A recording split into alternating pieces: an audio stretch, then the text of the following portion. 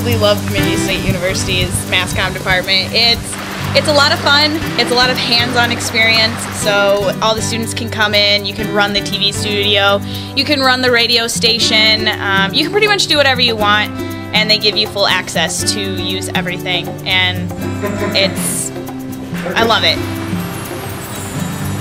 I am the station manager for KBSU, so I make sure that things get on the air and that we have a full crew whenever we do shows.